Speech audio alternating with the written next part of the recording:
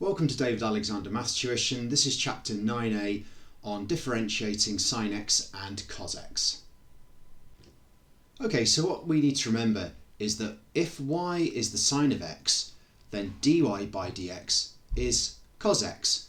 So the derivative of sine is cos. Nice and easy. So remembering that the derivative of sine is cos, what is if y is sine of 4x, then what is dy by dx? So it's not quite as easy as it's cos of 4x. dy by dx is the cos of 4x, but we also need to multiply this by the derivative of what's inside the brackets, which is the 4x. So the derivative of 4x is 4, so that becomes the cos of 4x times 4. In other words, that is 4 cos 4x. And I'm sure with a bit of practice you'll be doing these really quickly. So if y is the sine of 11x, then dy by dx is the cos of 11x multiplied by the derivative of 11x, which is 11. In other words, it's simply 11 cos 11x. So you'll be getting to the stage where you'll just know, okay, you're going to chuck this number at the front, sine becomes cos, and the angle stays the same. So let's try this with the next two. So if y is the sine of 15x, then dy by dx is 15 cos 15x. Nice and easy. And if y is the sine of half x, then dy by dx is 1/2 the cos of 1/2 x. Okay, so let's look at some other examples where we've got a number in front. So if y is 5 sine of 4x, then what is dy by dx? Well, it's going to be 5 multiplied by the derivative of the sine of 4x, which we know is 4 cos 4x. So that is going to be 20 cos 4x. If y is 2 sine 11x, then dy by dx is 2 lots of 11 cos 11x, so 22 cos 11x. So the number at the front is simply this number here and this number here multiplied together, and then sine becomes cos. So if y is 6 the sine of 15x, so I'm just quickly checking what 6 15s are, 90 of course, then dy by dx, that is going to be 90 cos 15x. And if y is 16 sine half x, then dy by dx is 1/2 times by 16, which is 8, so that would be 8 cos 1/2 x. So not that difficult when you're differentiating sine. Just be careful when there's a number in front, and just remember that well, what we need to do when it's not just x, but say a 4x or an 11x or a half x, etc. So what is the derivative of cos x? It's not quite as easy. It's not that much harder than differentiating sine, but we just need to remember that cos differentiates to negative sine. Okay, so the sign will change. So let's take a look at a couple of examples. If y is the cos of 3x, then dy by dx is going to be, so it's going to be negative sine of 3x multiplied by the derivative of 3x, which is 3. So minus the sine of 3x times 3, in other words, negative 3 sine 3x. If y is the cos of 8x, then dy by dx, that is going to be minus 8 sine 8x. Cos of 12x, then dy by dx is going to be negative 12 sine 12x. And the cos of 14x, that will dy by dx will be negative 14 sine 14x. So again, just remember always that cos will go to negative sign. And again, remember to multiply by the derivative of what's in bracket. Well, it's not always in brackets, but we're multiplying by the derivative of 3x, 8x, 12x, 14x. Basically, this number will pop out the front. Okay, so let's look at a few more slightly more challenging examples. Only because we've got a number at the front there. So if y is 7 cos 3x, then dy by dx, remember that cos will go to negative sign, that's going to be minus sine of 3x. Now the number that in front will be 7 times 3 minus 21. What's dy by dx when y is 10 cos 8x? Well, that's going to be minus the sine of 8x, and the number in the front is going to be 8 times 10, so minus 80 sine 8x.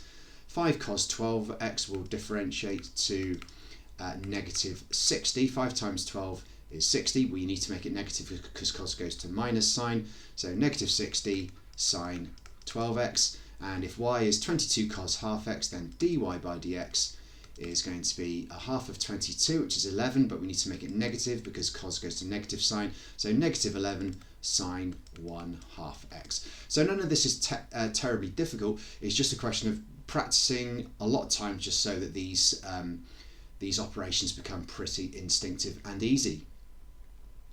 Okay, let's look at some where we've got some more complicated stuff in the brackets. Now, first of all, we know that sine differentiates to cos. So if y is sine of all this stuff here, then dy by dx is going to be the cos of all that stuff there multiplied by the derivative of that stuff. Multiplied by, so 6x squared becomes 12x and 5x becomes 5. There we go. So we could write that as that dy by dx is 12x plus 5. Oops, forgot the x there. 12x plus 5 cos 6x squared plus 5x plus 7. If this is probably a tiny bit neater, but it really doesn't matter unless the exam board insists on it being written in a particular way. If you need to use the derivative, well, it's up to you. If you're quite happy writing it out like that and using it in this format, then go for it. If you want to tidy it up, not a problem. So if y is the cos of this stuff here, then what is the derivative? Well, that's going to be obviously dy by dx. Now cos goes to negative sign, so that's going to be minus the sine of all that stuff.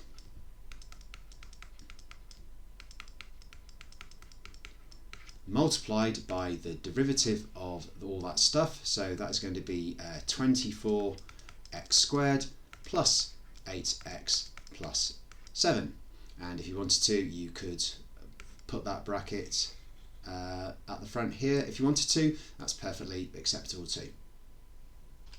Find the gradient of the curve 6 sine 8x minus 3 cos 2x, where x is pi. Okay, so if it's asking us about the gradient, then we need to find dy by dx. So what is dy by dx when y is all this stuff over here? So this is going to be 6 times 8, so that's going to be 48 times the cos of 8x. And this, remember that cos goes to negative sign, but this is negative cos, so this will go to positive sign, so that's going to be plus 3 times 2, which is 6 times the sine of 2x.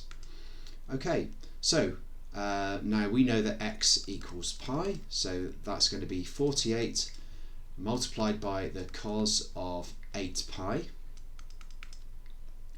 plus 6 times the sine of 2 pi.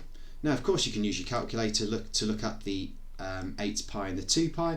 I personally prefer just to do a quick sketch if it's sort of nice easy values like this. So the sine of 2 pi, this is 2 pi here, the sine of 2 pi is 0. In fact, the sine of 0 is 0, pi is also 0, 2 pi 0, 3 pi 0, 4 pi 0, etc. Always 0, so 6 times 0 is 0.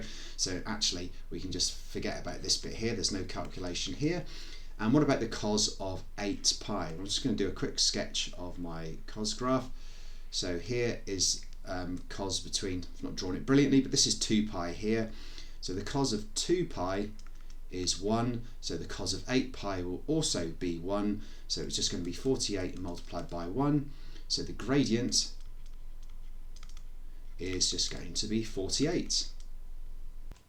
Okay, so in this final example we are looking for the stationary points. So what we need to remember is when we're thinking about stationary points, that means that dy by dx is 0. Okay, so first of all we need to work out what is dy by dx. So x will go to 1, sine 2x will become plus 2 cos 2x. So we need 1 plus 2x, 1 plus 2 cos 2x rather, to equal 0. So if 1 plus 2 cos 2x equals 0, what I need to do now is subtract 1 from both sides and divide through by 2. So the cos of 2x is minus 1/2. Okay, so therefore 2x is the inverse cos of minus 1/2. So we need to be careful here because we are working in radians, so make sure you're not in degrees. So I'm going to find all the values for 2x. So 2x is the inverse cos, so shift cos minus 1 divided by 2, and I'm getting 2 pi over 3. Now the next solution is, we are dealing with cos here, is going to be 2 pi minus that answer there. So 2 pi subtract 2 pi over 3 is 4 pi over 3. Now to get the next solutions, I just need to add 2 pi onto 2 pi over 3 and 4 pi over 3. So 2 pi over 3 plus another 2 pi, so 2 pi over 3 plus another 2 pi, that is 8 pi over 3. And if I do the same with the 4 pi over 3, that will take me to 10 pi over 3. And what I want to do is, I'm only interested in values between 0 and pi, so ideally I want to make sure that I go just above it so that I know I haven't missed one off. So with a bit more experience, you'll know how many we're getting. I have a feeling already that this is probably more than enough, but let's just test this. So if 2x is all these values, then x is going to be all of these values divided by 2, so that's going to be 2 pi over 6, 4 pi over 6, 8 pi over 6, and 10 pi over 6. In other words, x is pi over 3, 2 pi over 3. Okay, so far all of these are within the 0 and pi, but when I go to the next one, that is going to be 4 pi over 3, and we can see that that is greater than pi, so I can not even going to bother with the 10 pi over 6 because that's beyond the limits as well. So our stationary points are, well, the x values are pi over 3 and negative 2 pi over 3, and we should also, well, we definitely should be working out the y values. So what we need to do is just sub these into the original equation because we're after the coordinates. So that's going to be pi over 3 plus the sine of 2 times pi over 3, and that is something quite unpleasant. We're getting 1.91. I was hoping I might get an answer in terms of pi potentially, but I'm not. So y is 1.91, and again we just need to sub in the 2 pi over 3 into the equation. So that's going to be 2 pi over 3 plus the sine of, or you can just type in 4 pi over 3, and I'm getting 1.228. So the coordinates are pi over 3, comma 1.91, and 2 pi over 3, 1.228. Okay, maybe if we did this manually rather than on a calculator, we could get these y values in terms of pi. Now, since we were looking at how many values do we need, what I was looking at, well, I was explaining that we should always go beyond the limits just so that you know you haven't missed one off. So what were we doing originally? It was the cos of 2x is minus 1/2. Now let's just think about the cos of x. So obviously I'm quite an experienced mathematician, so I can use the cos graph to help me. So we're only interested between 0 and pi. So here is 0, this is 2 pi, and this is pi here. So we're not interested in this bit of the graph. How many solutions am I getting here where I'm getting minus 1/2? Well, let's say minus 1/2 is here. I'm only getting one solution. Now, the graph I've drawn is for the cos of x. Now, remember that the cos of 2x, I'm going to get twice as many cos waves. I'm going to get 2 cos waves for the price of 1. So therefore, I'm going to get 2 solutions, not 1. And there we go. We have 1, 2 solutions. So sometimes if you do a little sketch of the graph, if you know what you're doing, you can work out how many solutions you're expecting. That way you're not chucking in excessive values that aren't needed. But if you're not sure what you're doing, just put in as many solutions as you want. Just keep going. I mean, you don't need to put down hundreds of them, but